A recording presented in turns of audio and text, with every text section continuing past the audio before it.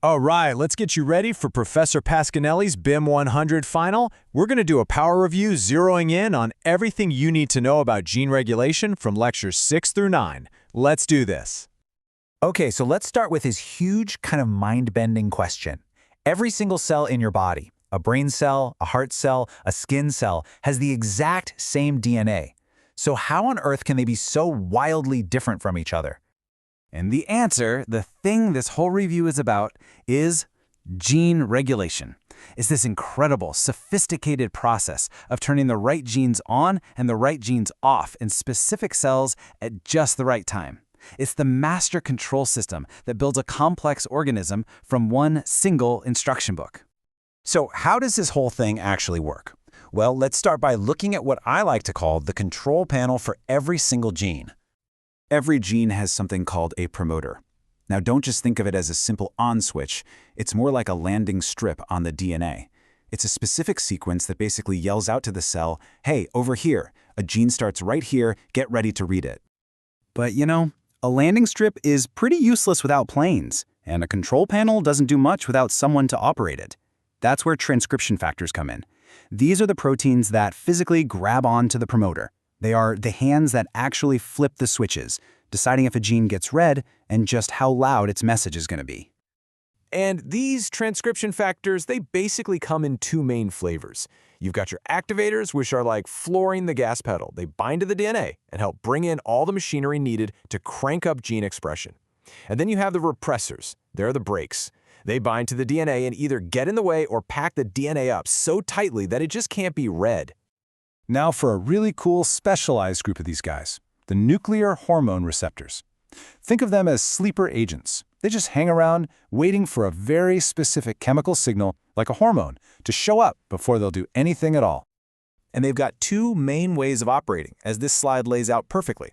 First, you've got homodimers. That's two identical proteins working as a team. They have to grab their hormone first, and only then can they go into the nucleus and find their target on the DNA. Then you have heterodimers, two different proteins. They're already sitting on the DNA, but they've brought a co-repressor with them, keeping the gene quiet. When the hormone shows up, it's like a signal to swap partners. The repressor gets kicked out, a co-activator is brought in, and boom, the gene is turned on. Okay, so we have this incredibly complex system of proteins and DNA sequences controlling everything. But how in the world do scientists figure all this stuff out? How do we even know which protein binds where? Let's open up the molecular biologist's toolkit. So here's the first challenge. Imagine you've got a protein you think is a transcription factor, and you've got a piece of promoter DNA. How do you find the exact, specific sequence, the protein's precise address on that DNA? Well, the classic way to do this is something called DNASI footprinting. Here's how it works. You take your DNA and you put a little radioactive tag on one end. Then you add an enzyme, DNASI, that just randomly cuts DNA wherever it can. But here's the magic trick. If your protein is bound to the DNA, it acts like a little shield, protecting its specific spot from getting cut. So what does the result actually look like? Well, when you run this stuff on a gel, you see a ladder of bands where the DNA was cut. But in the lane where you added your protein, you'll see a blank spot, a gap. And that gap, my friends, is the footprint. It's the exact spot where the protein was sitting. This is precisely what you saw in midterm question 17 with the FOXP3 gene. The thymus extract left a footprint, but the kidney extract didn't. That told you that a protein specific to thymus cells binds right there. Okay, footprinting. Awesome for finding a binding site on a clean piece of DNA in a test tube. But that's not the real world, right? What about what's actually happening inside the chaotic, messy environment of a living cell? For that, we need a much bigger gun. Chromatin immunoprecipitation, or CHIP for short. It's a brilliant process. First, you use a chemical to basically freeze-frame the cell, locking proteins to whatever DNA they're touching. Then, you smash all the DNA into tiny pieces.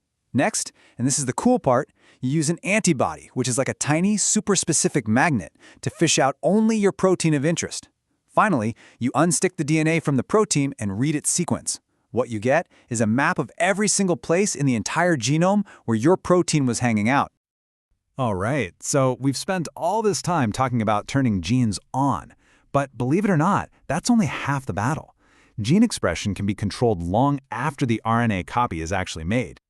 And one of the most critical signals for this is the poly-A signal. It's a little sequence at the very end of a gene's message, in a spot called the 3' UTR. And it basically tells the cell's machinery two things. One, cut the RNA right here. And two, add a long protective tail made of a bunch of adenine bases. That tail is super important for keeping the message safe and helping it get turned into a protein. So what happens if that crucial signal gets broken? As you probably remember from your homework, when this sequence gets mutated, it can cause some serious problems down the line. Yeah, without a working poly-A signal, the cell's machinery just misses the stop sign. Transcription just keeps chugging along down the DNA. The result? You get this crazy long mRNA molecule, and that extra long tail can be a real problem. It can make the message unstable, so it gets chewed up, or it can mess with translation, so you don't get as much protein. It's a perfect example of how one tiny change can mess up the whole assembly line. Whew. Okay, that was a deep dive. Let's pull way back now and do a super quick, rapid-fire review to really lock this stuff in for the final. All right, review number 1, the control panel. Remember, gene regulation is why cells are different. It's controlled at the DNA level by promoters, those are the docking sites, and transcription factors, both activators and repressors, those are the switches. And don't forget those special operators, the nuclear hormone receptors that wait for a signal. Next up, the investigator's toolkit. Remember the big difference here? DNA's footprinting is for finding a protein's exact address on a piece of DNA in a test tube. That's in vitro. You're looking for the gap on the gel.